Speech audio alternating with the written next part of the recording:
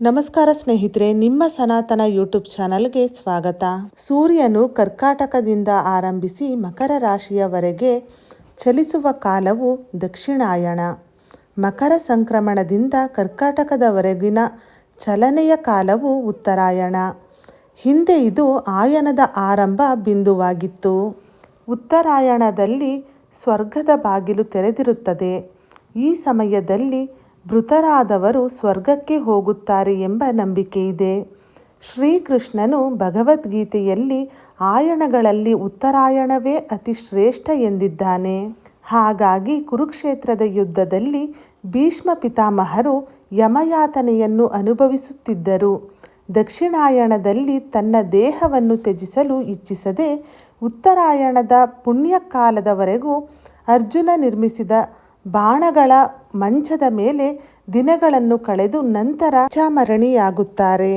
ಇದಲ್ಲದೆ ಬ್ರಹ್ಮನು ಈ ಜಗತ್ತಿನ ಸೃಷ್ಟಿಯನ್ನು ಪ್ರಾರಂಭಿಸಿದ್ದು, ಶಿವ ಮತ್ತು ಪಾರ್ವತಿಯರು ವಿವಾಹವಾಗಿದ್ದು, ಇಂದ್ರನಿಗೆ ಗೌತಮರು ಶಾಪ ವಿಮೋಚನೆ ಮಾಡಿದ್ದು, ನಾರಾಯಣನು ವರಹ ಅವತಾರದಿಂದ ಭೂಮಿಯ ಮೇಲೆ ಪಾದಸ್ಪರ್ಶ ಮಾಡಿದ್ದು, ಸಮುದ್ರ ಮಂಥನದಲ್ಲಿ ಮಹಾಲಕ್ಷ್ಮಿಯು ಅವತರಿಸಿದ್ದು ಉತ್ತರಾಯಣದ ಕಾಲದಲ್ಲಿಯೇ. ಹಾಗಾಗಿ ಬಹುತೇಕ ವಿವಾಹಗಳು, ನಾಮಕರಣ, ಚೌಲ, ಉಪನಯನ ಮತ್ತು ಗೃಹ ಪ್ರವೇಶಗಳಂತಹ ಶುಭ ಸಮಾರಂಭಗಳು ಉತ್ತರಾಯಣ ಕಾಲದಲ್ಲಿ ಮಾಡಲ್ಪಡುತ್ತವೆ. ಹಳ್ಳಿಗಳಲ್ಲಿ ಸಂಕ್ರಾಂತಿ ಹಬ್ಬವನ್ನು ಬಹಳ ಸಂಭ್ರಮ ಮತ್ತು ಸಡಗರದಿಂದ ಆಚರಿಸಲಾಗುತ್ತದೆ. ದನಕರುಗಳಿಗೆ ಸ್ನಾನ ಮಾಡಿಸಿ ಕೊಟ್ಟಿಗೆಯನ್ನು ಶುಚಿಗೊಳಿಸಿ ರೈತರು ತಾವು ಬೆಳೆದ ಬೆಳೆಗಳನ್ನು ರಾಶಿ ರಾಶಿಯಾಗಿ ಕಣಜದಲ್ಲಿ ಹಾಕಿ ಅದಕ್ಕೆ ಪೂಜೆ ಮಾಡಿ ಸುಗ್ಗಿ ಹಬ್ಬ ಎಂದು ಆಚರಿಸುತ್ತಾರೆ. ಎಳ್ಳು, ಬೆಲ್ಲ, ಕೊಬ್ಬರಿ, ಹುರಿಗಡಲೆ ಮತ್ತು ಕಡಲೆಕಾಯಿ ಬೀಜದ ಮಿಶ್ರಣದ ಜೊತೆಗೆ ಸಕ್ಕರೆಯ ಪಾಕದಿಂದ ತಯಾರಿಸಿದ ಸಕ್ಕರೆ ಅಚ್ಚು ಮತ್ತು ಕಬ್ಬನ್ನು ಇಟ್ಟು ಪೂಜಿಸುತ್ತಾರೆ. ಹೊಸ ಅಕ್ಕಿಯ ಹುಗ್ಗಿ ಎಂದರೆ ಅದು ಪೊಂಗಲ್. ಈ ದಿನ ವಿಶೇಷವಾಗಿ ಪೊಂಗಲನ್ನು ತಯಾರಿಸುತ್ತಾರೆ. ಸ್ನೇಹಿತರೆ, ಈ ವರ್ಷ ಅಂದರೆ 2025ರಲ್ಲಿ ಬರುವ ಸಂಕ್ರಾಂತಿ ಹಬ್ಬವು ಜನವರಿ 14ನೇ ತಾರೀಕು ಮಂಗಳವಾರದಂದು ಬಂದಿದೆ.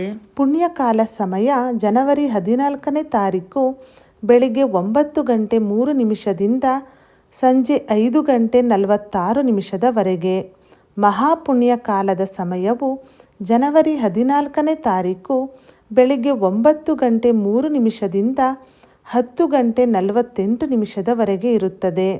ಮಕರ ಸಂಕ್ರಾಂತಿ ಕ್ಷಣ ಜನವರಿ 14ನೇ ತಾರೀಕು ಬೆಳಿಗ್ಗೆ 9:03. ಸ್ನೇಹಿತರೆ, ಇವತ್ತಿನ ಈ ವಿಡಿಯೋ ತಮ್ಮೆಲ್ಲರಿಗೂ ಇಷ್ಟವಾಗಿದೆ ಎಂದು ಭಾವಿಸಿದ್ದೇನೆ. ಈ ವಿಡಿಯೋ ಉಪಯುಕ್ತವಾಗಿದ್ದಲ್ಲಿ ವಿಡಿಯೋನ ಲೈಕ್ ಮಾಡಿ, ಹಾಗೆ ನಿಮ್ಮ ಫ್ರೆಂಡ್ಸ್ ಆ್ಯಂಡ್ ಫ್ಯಾಮಿಲಿಗೂ ಈ ವಿಡಿಯೋನ ಶೇರ್ ಮಾಡಿ. ಇದೇ ಥರದ ಮತ್ತಷ್ಟು ವಿಡಿಯೋಗಾಗಿ ನಿಮ್ಮ ಸನಾತನ ಯೂಟ್ಯೂಬ್ ಚಾನಲ್ನ ಸಬ್ಸ್ಕ್ರೈಬ್ ಮಾಡ್ಕೊಳ್ಳಿ. ಕೊನೆ ತನಕ ವಿಡಿಯೋ ನೋಡಿದ ಎಲ್ಲರಿಗೂ ಧನ್ಯವಾದಗಳು. ಓಂ ನಮೋ ಭಗವತೆ ವಾಸುದೇವಾಯ ನಮಃ. ಓಂ ಗಣೇಶಾಯ ನಮಃ. ಎಲ್ಲರ ದಿನ ಶುಭವಾಗಲಿ.